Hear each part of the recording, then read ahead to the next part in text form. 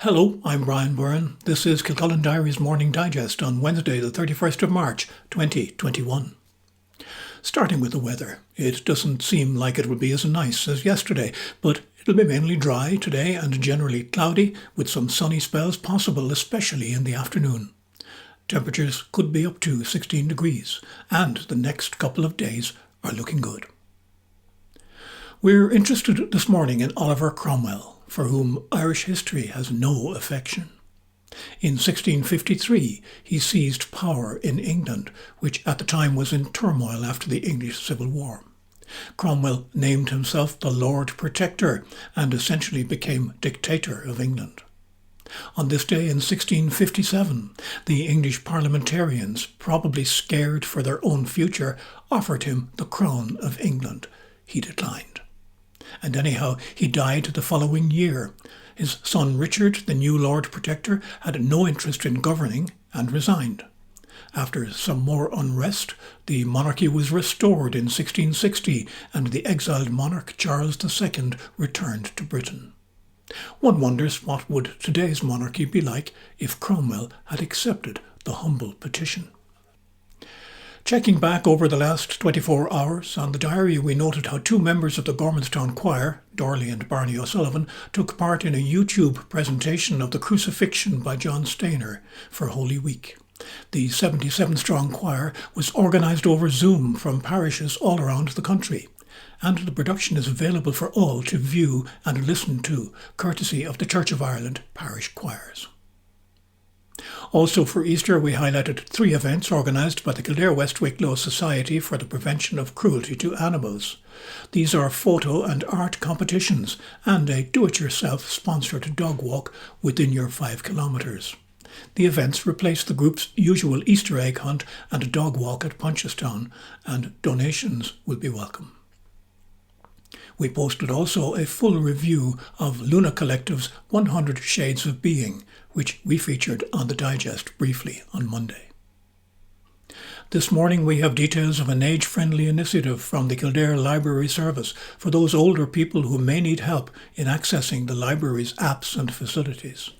If you know of anyone who could benefit, contact details are on the story. And one of the breaking stories today is the possibility that Kilcullen might get a long-needed business association. Dawn Behan and Councillor Tracy O'Dwyer are making the first moves, and all businesses are welcome to take part. Around 1,900 native trees have been planted in Kilcullen over just 2 years. The latest batch in the last week of 550 sourced from Easy Treesy for the Kilcullen Pollinator Group. It's all for the good of biodiversity, as Paul Layton told us. Everybody wants to put in pretty trees, but for biodiversity we need to have the alder, the oak, and the trees that probably aren't the pretty ones for us to look at on our estates, but they're the ones that the native insects and biodiversity-wise, that's what we need to be putting in. And they're all good sizes this year, compared to the last batch. So they were well past my waist on the oak, and the alder were kind of about hip height. So they were quite good. But we were even able to get some weeping willow we even got weeping willow in some of the bags.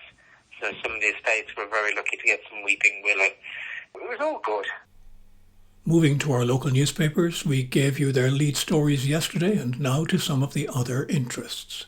In the Kildare Nationalist, there's the telling of a kidney transplant story by Athaiman Leonard Fleming, who received a donated kidney from his brother Pat 42 years ago.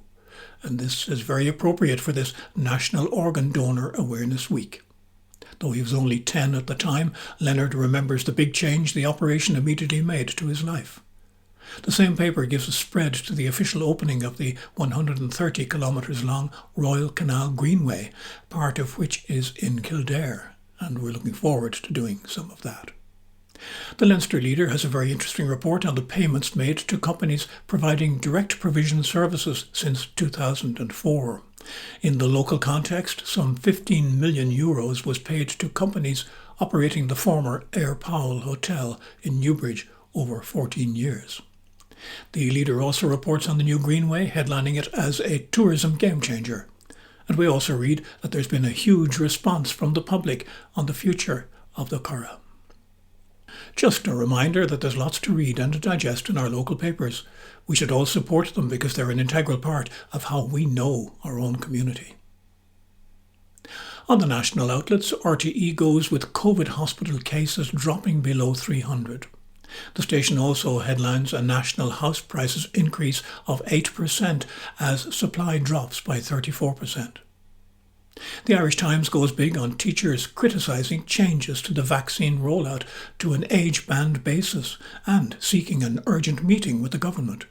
The Examiner leads with the same theme, headlining teachers and Gardaí being shocked and dismayed at changes to the rollout plan.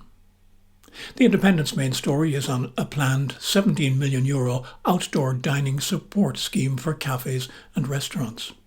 And in an opinion piece, the paper notes that since the COVID crisis began, we've had 21 addresses to the nation from Taoiseachs, with a kind of snarky suggestion that none of them were exactly the Gettysburg Address. Well, finally, the thought for today reflects one of our stories this morning, that today's mighty oak is just yesterday's nut that held its ground. I like it. I'm Byrne. This is Kilcullen Diary's Morning Digest, and thank you for listening.